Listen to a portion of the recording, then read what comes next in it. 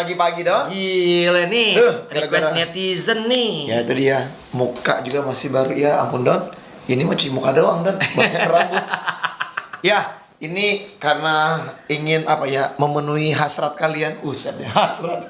Kesannya kayak ini kan aja. Ya kan ini permintaan Don. Iya. Permintaan dari netizen. Hasrat untuk mendengar. Ya, mendengar. Apa yang menjadi komentar kita ya. Dari hasil tim nasional futsal Indonesia.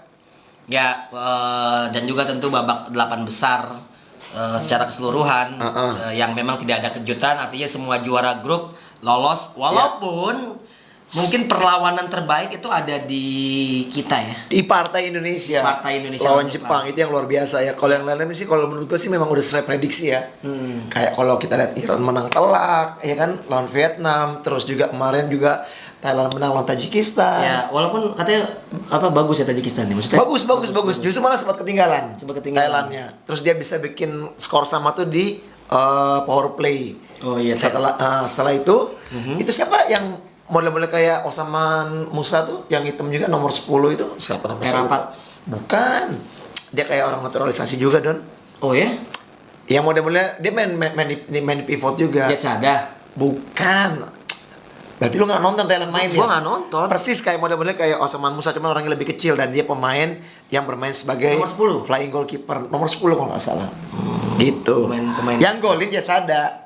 Iya, Pada saat bola itu di passing ke dalam, lepas Jet Sada shooting. Terus pertandingan tadi malam tuh juga tuh, ya kan Uzbekistan lawan Kuwait tuan rumah.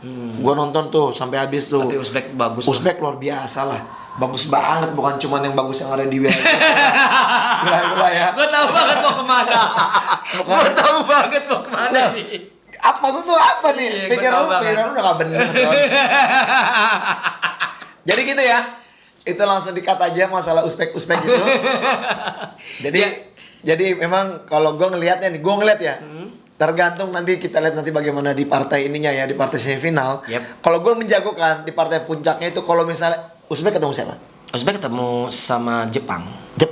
Thailand, Iran. Gue pegang Iran sama Uzbek. Iran, Uzbek loh. Iya. Iya sih kalau dari ngeliat cara permainan Uzbek ya luar biasa emang tuh.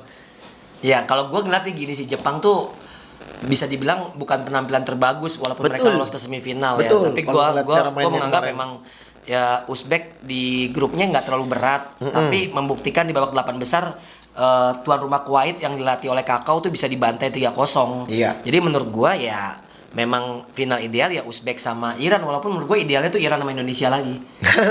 Balik lagi main ya.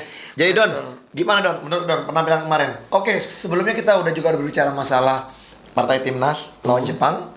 Kita udah memberikan prediksi juga. Betul. Dan langsung prediksi memang Indonesia menang dengan 5-5-4-5 ya Don ya. Betul. Sementara saya sebaliknya, karena saya mungkin sebagai dulu pernah juga bermain di timnas, melihat mungkin dari mental pemain-pemain, terutama pemain-pemain yang mungkin baru dimasukkan untuk di partai untuk di AFC ini. Ya saya lebih melihat ke arah situ sebenarnya. Makanya saya bilang menjagokan ya tipis lah 5-5-4-5 walaupun memang berharap tetap Indonesia yang menang. Tapi dari penampilannya sewajarnya Indonesia layak untuk menang. Di luar dugaan menurut gue gini. Sebetulnya sih gini. Kenapa gue memprediksi menang? Satu emang membangkitkan semangat juga buat diri gue pribadi. Ya, motivasi juga untuk bisa karena support. Karena sejujurnya kalau gue melihat Jepang itu nggak main bagus-bagus banget. Di fase grup, bahkan lawan Vietnam pun menurut gue Vietnam bahkan punya beberapa kali peluang yang bagus. Nah jadi gue rasa Indonesia bisa menghandle, tapi memang Indonesia bisa menghandle setidaknya sampai unggul 1-0. Nah ini memang menjadi masalah PR besar. Gue setuju yang lo bilang tadi terkait dengan jumlah pemain yang bisa digunakan. Artinya tidak banyak pemain yang bisa digunakan, apalagi pada saat di babak pertama itu Firman itu cedera. Iya, sempat cedera. Ya, babak pertama itu Firman cedera dan akhirnya Firman nggak bisa main lagi tuh kalau nggak salah setelah itu. Nah, ini membuat pilihan pemain dari Coach Hasim Zadeh itu tidak banyak. Dan akhirnya pada saat tidak banyak pilihan, maka pemain akan mendapatkan waktu recovery yang sedikit. Itu yang akhirnya menjadi situasi di mana konsentrasi mulai berkurang. Gol pertama tercipta buat Jepang yang si Kazuya Shimizu ngalingin si Nizar kalingan ya. Dan akhirnya nggak lama dari situ kita malah kebobolan kembali karena memang pada saat lo lelah tentu konsentrasi akan menipis. Itu sih menurut gua selebihnya ada kejadian di mana kita bisa ada punya peluang soal Sauki, nanti kita bahas khusus. Lalu juga kita bahkan menggunakan power play yang gila. Gua sampai, lu lihat gak power playnya pada saat Iqbal nendang tapi masih kakinya si kiper naturalisasi itu masih dapat. Itu clockwise, Bang. Gue pernah coba ngelatih kayak gitu, sebetulnya bisa sih diterapin di Indonesia, di pemain-pemain kita juga, di Perbanas segala macam. Tapi kemarin Don ada salah satu momen di mana memang kalau menurut saya Iqbal agak sedikit memaksakan yang akhirnya gol. Oh iya, yang passing ke depan ke Fajrian apa ke siapa gitu. Dapat di kiper kan. Betul. Kiper langsung menendang ke dan gawang. itu memang pas pada saat strategi power play-nya bukan clockwise itu, Bang. Iya. 2-1-1, 2-1-2 menurut gua. Iya. Jadi ini menjadi sebuah perbedaan menurut gua, bagaimana kita main struggle betul-betul yang fighting spiritnya sampai detik terakhir. Bahkan ada kejadian kita bisa memperkecil 3-2 dan sayang waktunya sudah habis saat 3-3 sama gitu. Tapi ada yang menarik karena ada beberapa netizen yang kirim gua video, nanti gua akan tampilkan. Video ini menunjukkan pada saat situasi lapangan dipel itu detik 24 itu berjalan sampai 2-2. Artinya ada miss yang dilakukan oleh timekeeper di sini. Nah, sekelas AFC aja masih ada miss nih, Bang. Itu ya mungkin kalau dari gue sih kurang lebih seperti itu. Kalau soal Sauki nanti kita bahas karena Sauki mendapatkan hujatan cukup banyak daripada haters. Ya itu lumrah lah.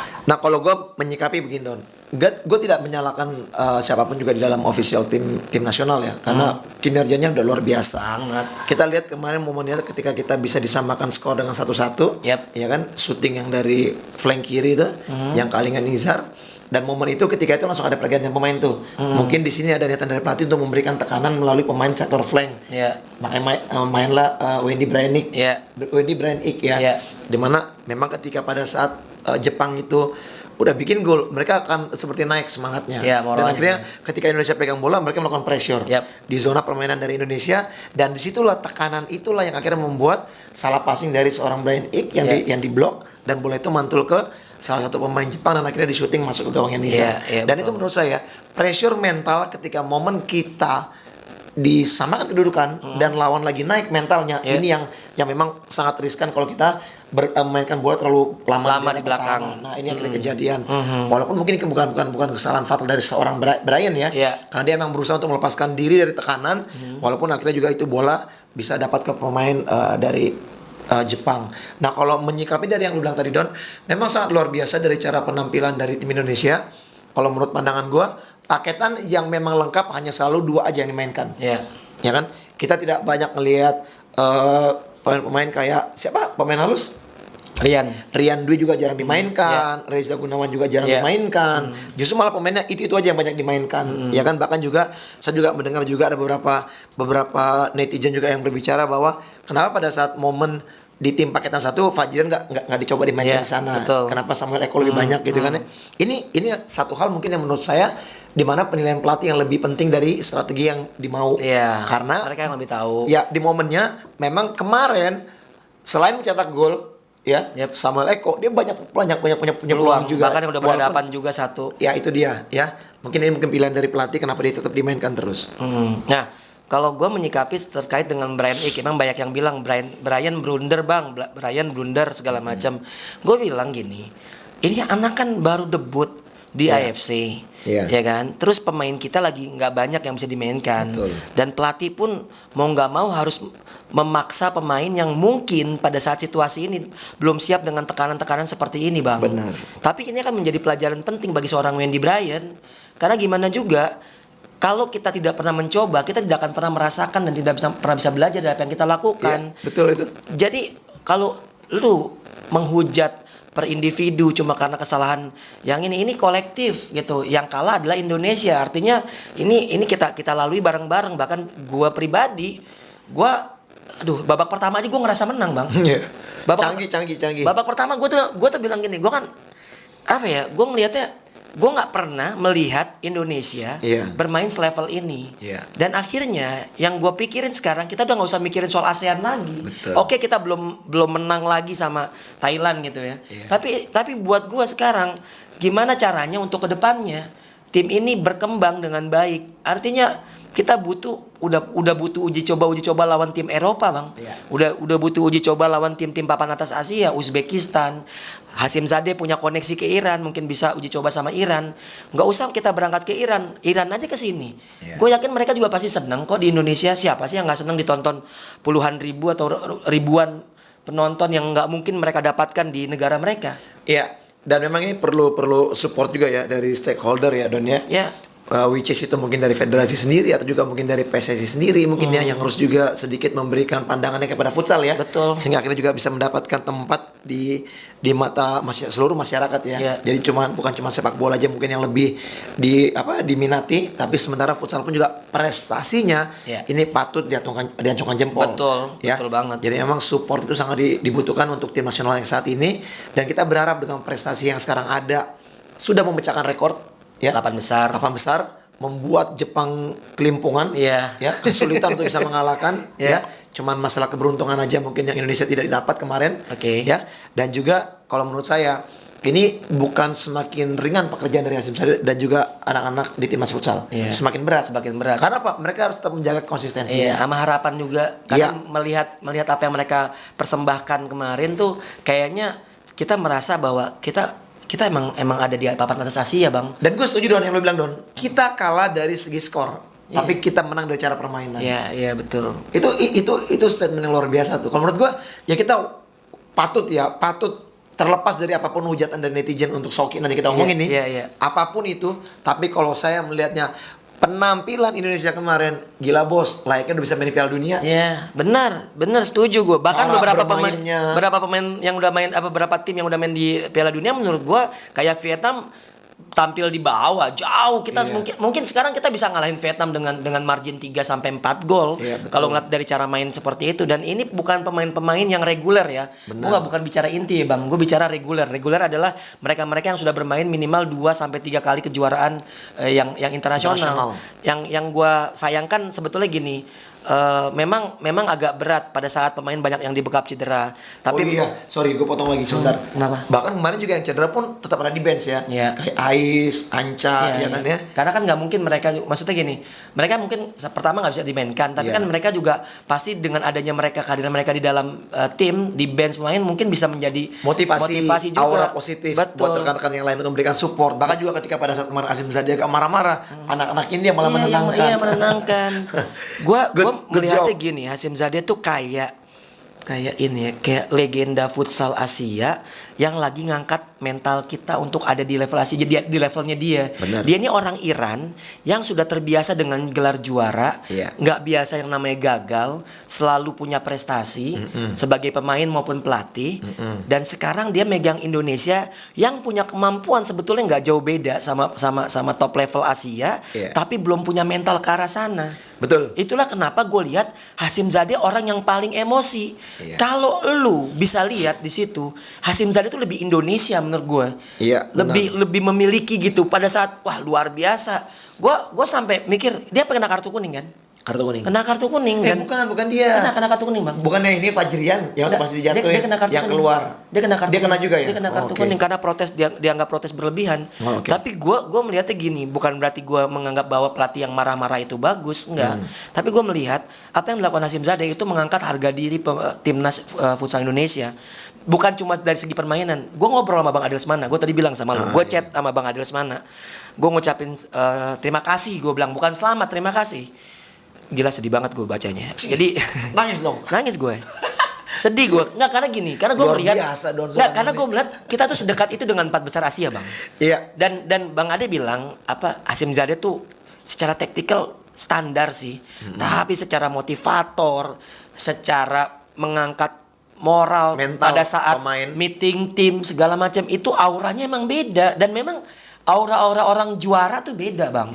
Aura-aura orang yang memang bisa ngebangkitin suasana tim tuh memang beda, dan ini yang dimiliki oleh Hasim Zadeh, yang gue juga ngucapin terima kasih buat Kensuke karena dia yang membentuk. Kalau ada yang bilang Vic Herman memulai, menurut gue Vic Herman itu pelatih asing pelatih asing pertama di era Haritanu yang menurut gue paling punya banyak konflik dengan federasi sama siapapun. Menurut gue bilang sama almarhum Bonsu juga cerita. Vic itu dari mana sih? Pick dari Belanda. Oh, Belanda ya. Mungkin apa jangan-jangan orang Belanda suka begitu. Iya. Ya biasa lah ya Belanda. Lu tahu kan bos, maksud gue bos. Iya, botak.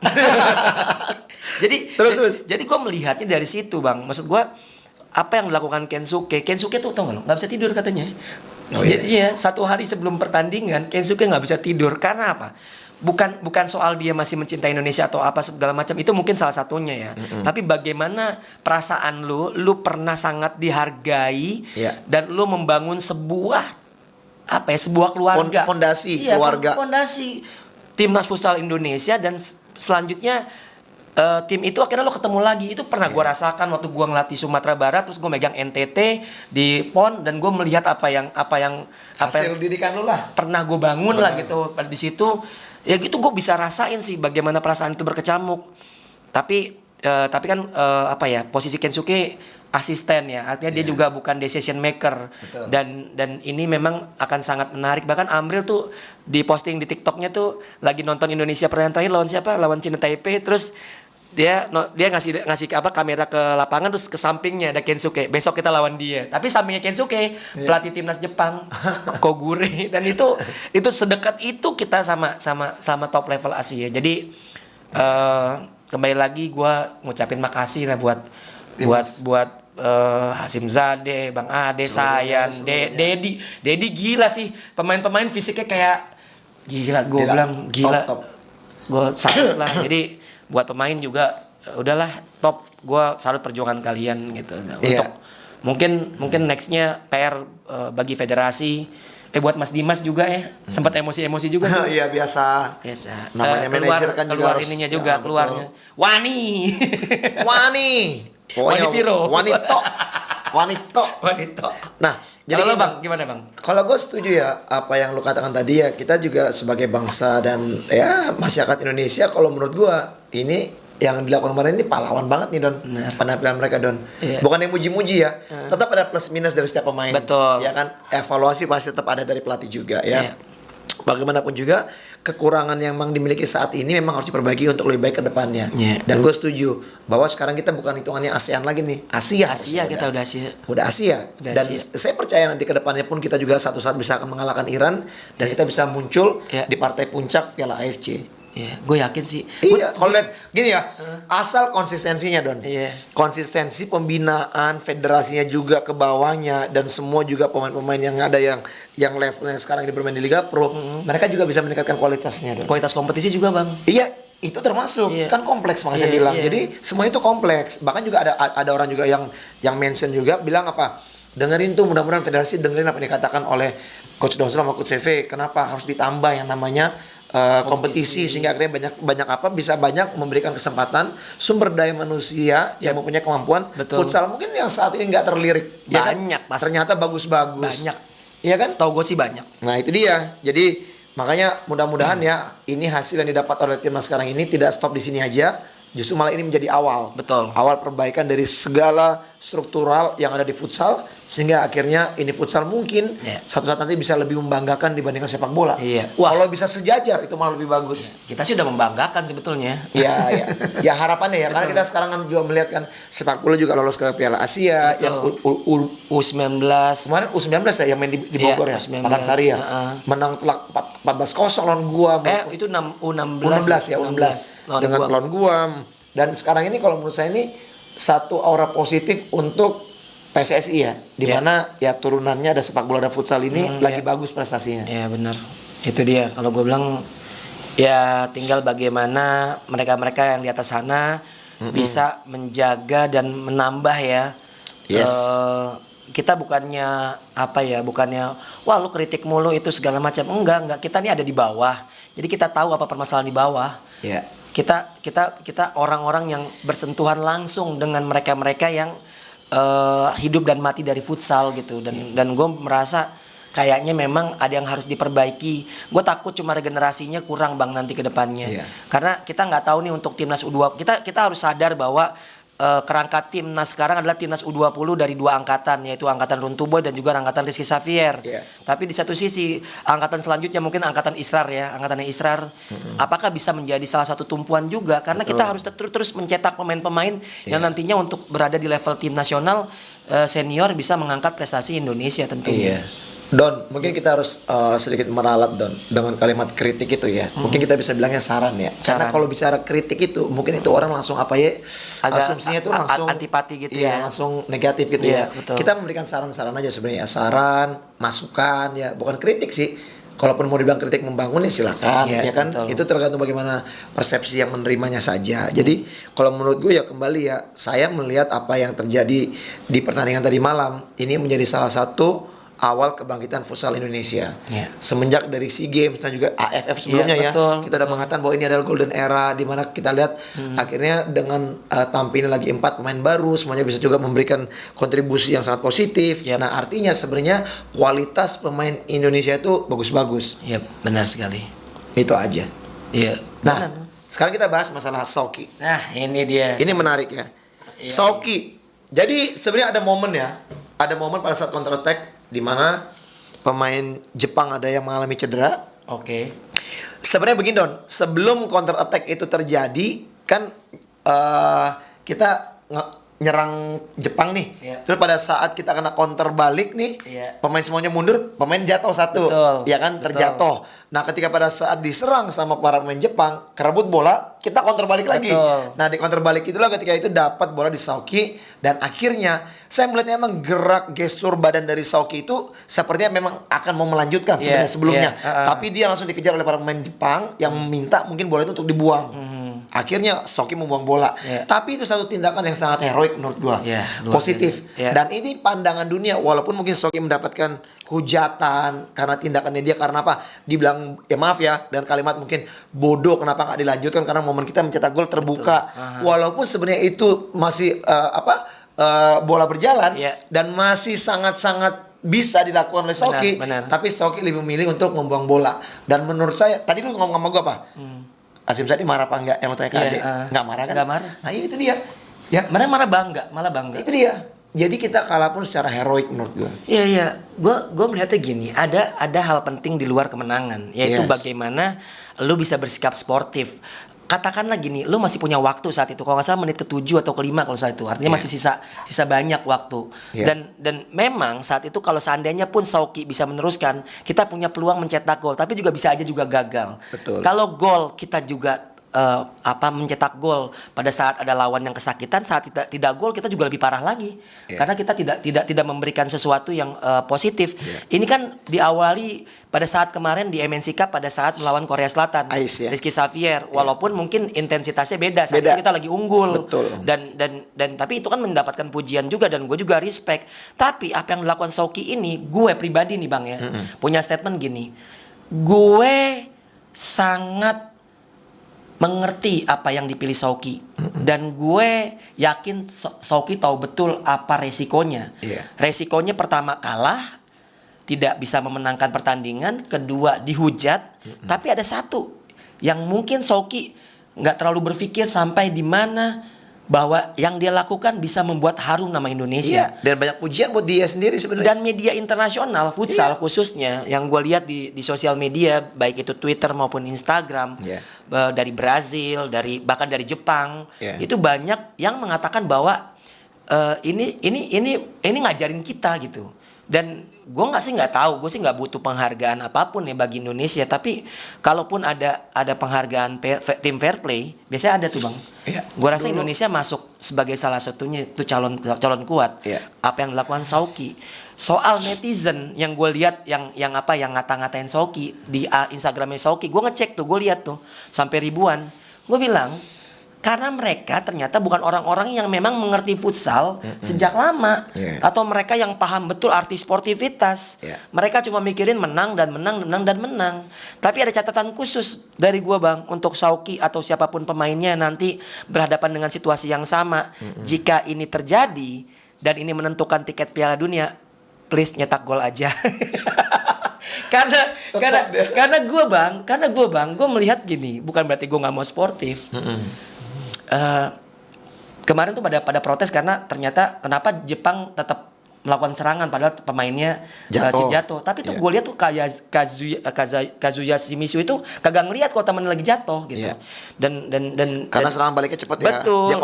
Betul. Dan kalau gue pribadi sih kayaknya memang apa yang dilakukan Soki itu, mengingat Soki gue tahu banget rebelnya kayak gimana ya.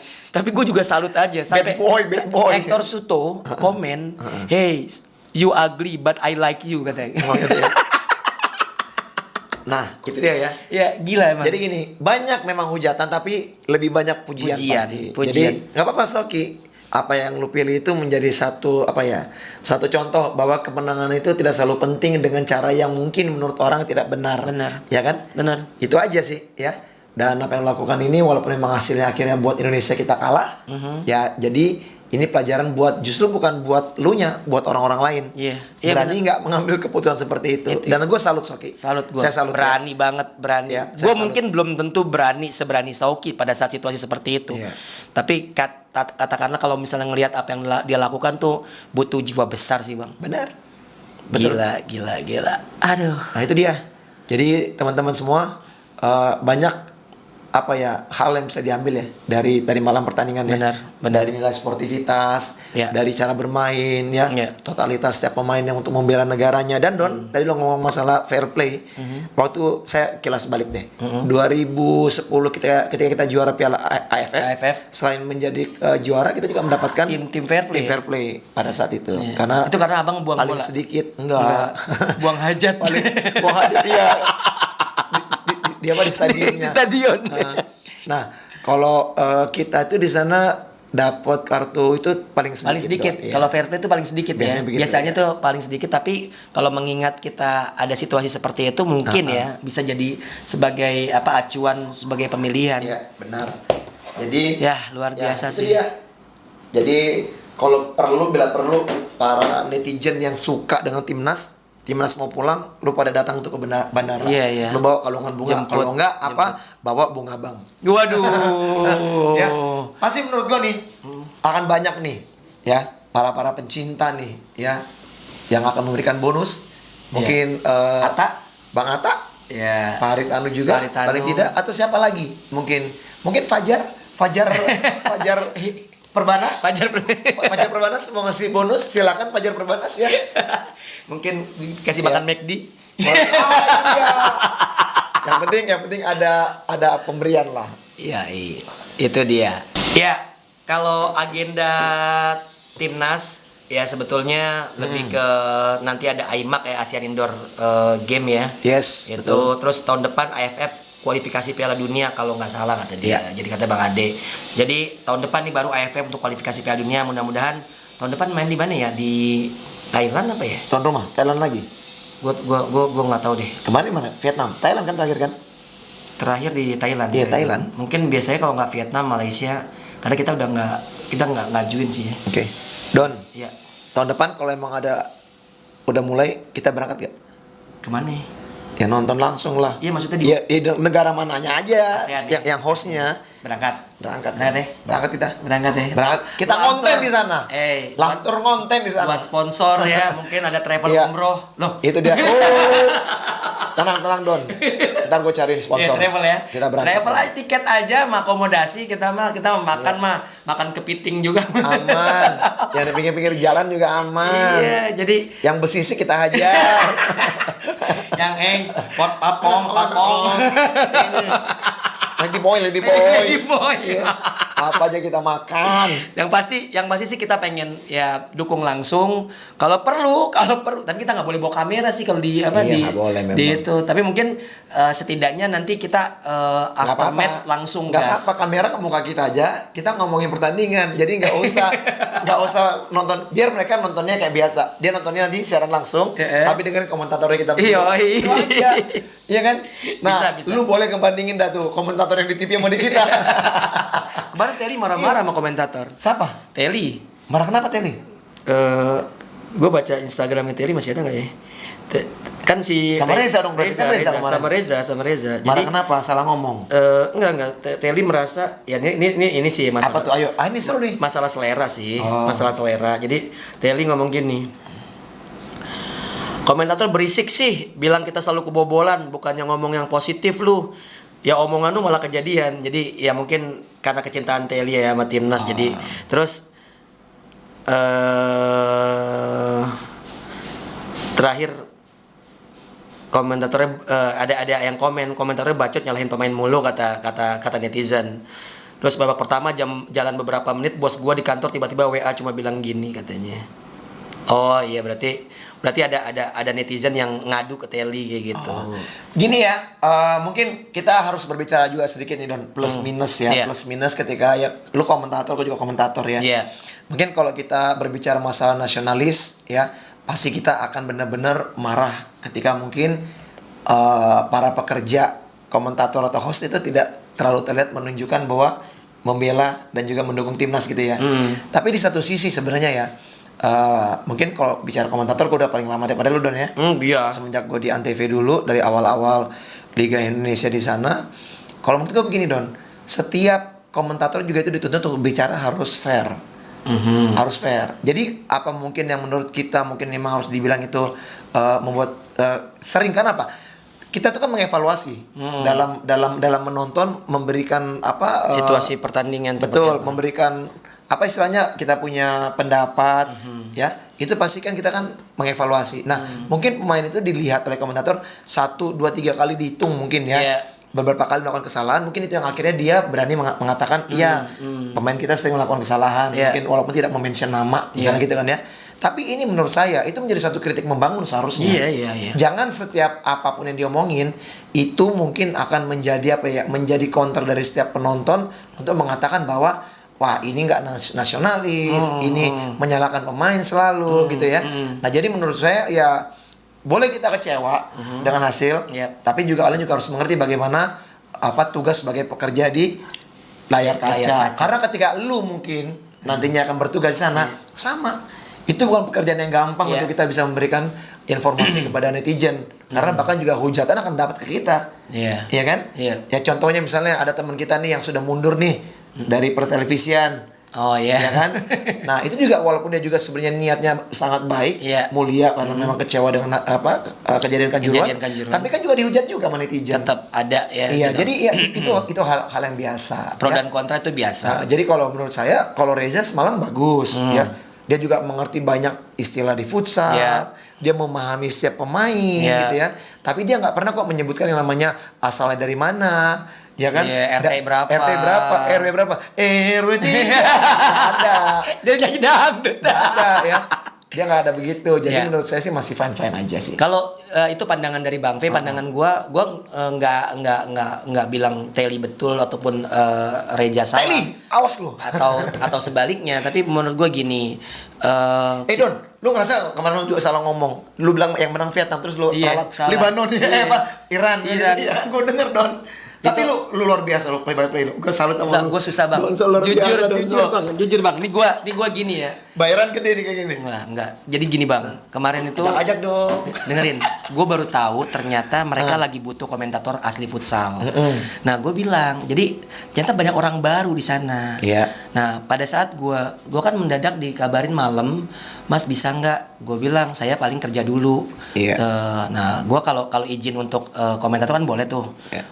Gue langsung cabut. Itu pun gue hampir terlambat. Itu acara jam 3, gue setengah 3 baru nyampe. Hujan soalnya.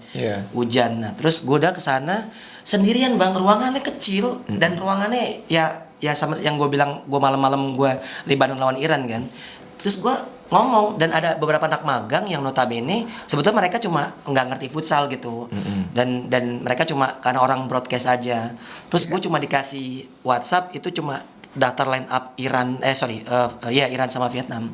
Gue beruntung sebelumnya gue komentator Iran dan gue hafal, dan Vietnam juga terakhir kali perebutan juara 3 Piala AFF gue juga komentator kan gitu. Jadi gue sedikit banyaknya tahu lah pemain-pemain si Vietnam secara ini. Tapi memang nggak enak Bang, nggak ada tektokan gitu Bang, ngerti nggak sih Bang? Karena cuma play by play doang kan ya. Iya, jadi play by play tuh kayak lu tuh benar-benar menjelaskan tanpa ada timpalan gitu, dan gue merasakan bahwasanya anjir, dan banyak miss juga. Gue merasa masih banyak miss, tapi gue masih banyak belajar sih. Gue seneng karena akhirnya gue poinnya sih bukan di kerja kerjaan itu. Poinnya jadi gue ngobrol nih sama produsernya bilang, lo futsal ya bang, kata gitu. Dia nggak tahu gue pelatih, dia nggak tahu gue siapa. Kalau dia nggak tahu gue siapa, berarti kan dia cuma petugas yang memang disuruh untuk ngurusin acara tersebut. Kan? Iya, ini kan Babe yang pegang futsal beberapa tahun terakhir. Nih gue lagi butuh banget nih nama-nama komentator. Ya gue sebut juga lah nama kita berdua kan. Artinya lo juga. Sebetulnya gue bilang bahwa gue tuh udah komentator udah cukup lama, gue gituin. Nah, tapi di satu sisi gue juga belum tahu angkanya berapa kalau terkait dengan komentator dan lain-lain. Karena kan kalau kita bicara yang dengar-dengar kan angkanya kan nggak gede-gede banget sekarang. Oh gitu ya? Gitu, yang gue tahu. Gitu. Maksudnya yang baru-baru itu? Iya, gue nggak tahu lah ya. Harga lu mahal sih Don, makanya nggak dipanggil lagi Don. Nah, bukan harga lu, bukan.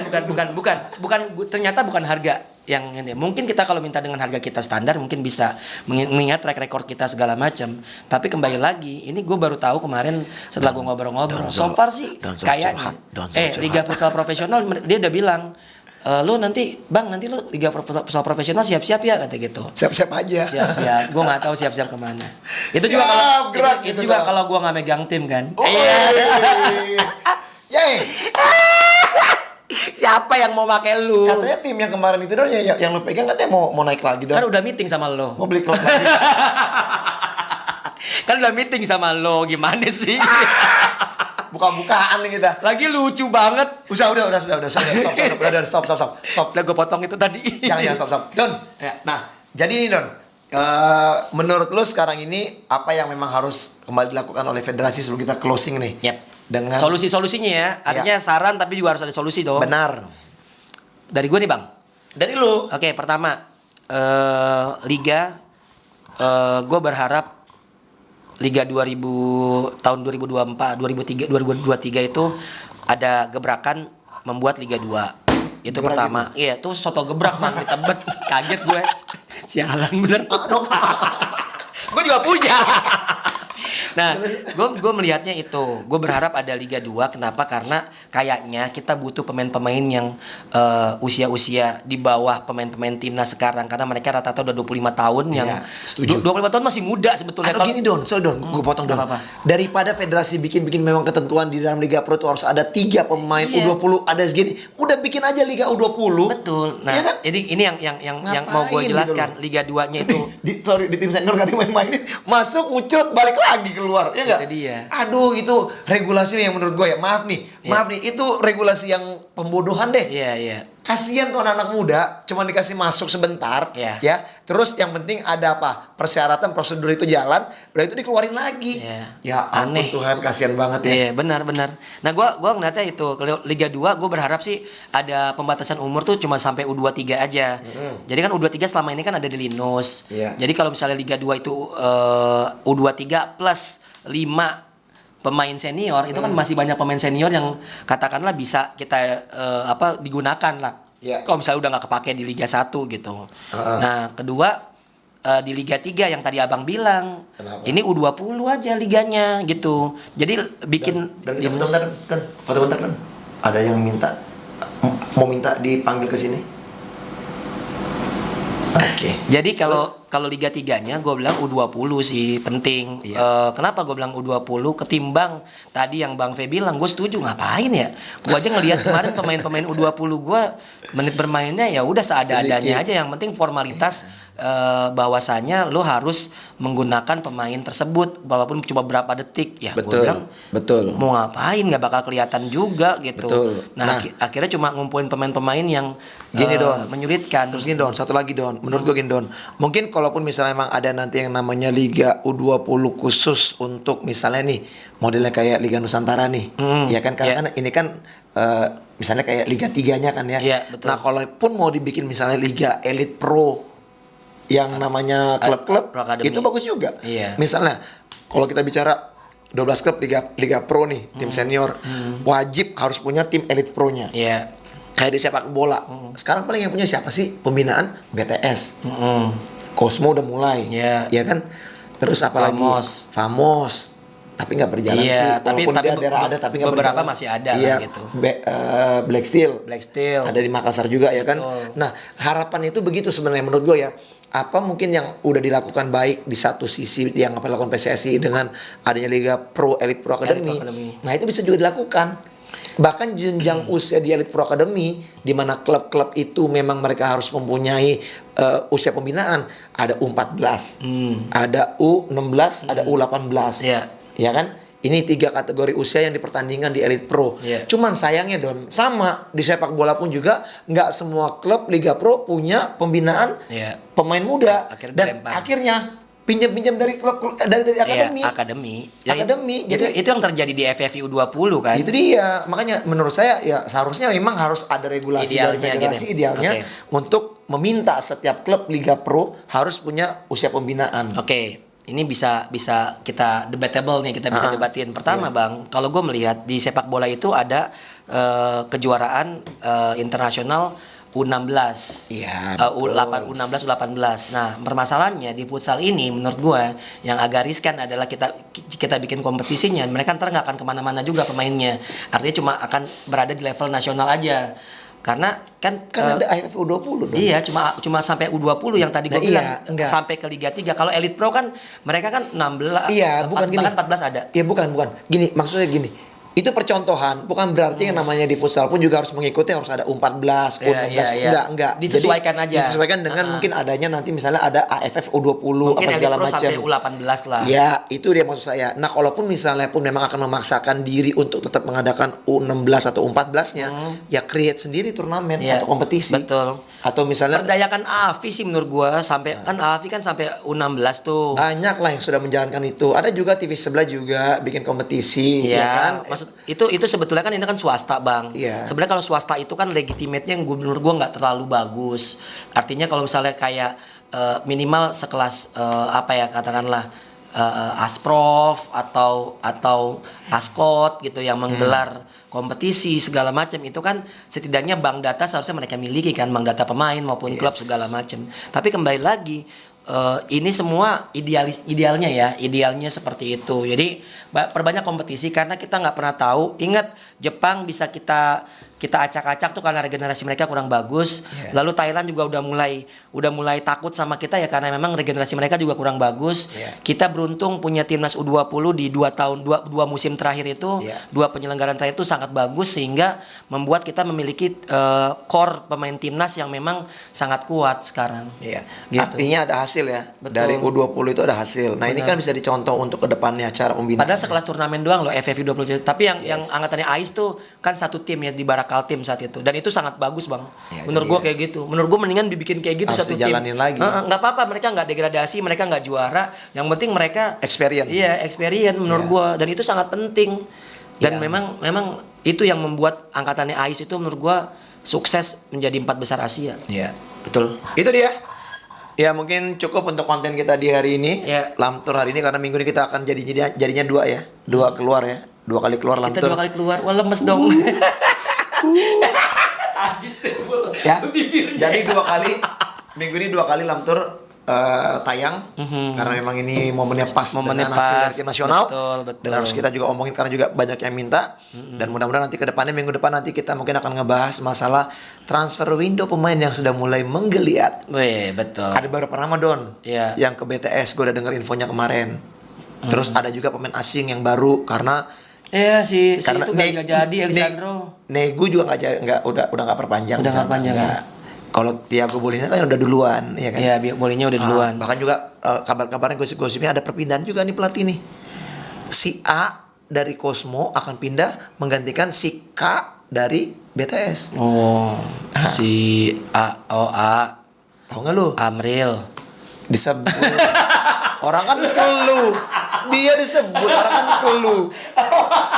Dasar. Oke, saya Fenar Mr. Bang Huta Barat. Dan saya Doni Zola. Jangan lupa like, comment, share, and subscribe YouTube channel Fenar Huta Barat. Dan juga Coach Donzol. Dan juga follow Instagram Fenar Huta Barat 8 Official. Dan @Donzol. Kita akan ketemu lagi. Iya betul. Kita akan ketemu lagi di Lamtur selanjutnya.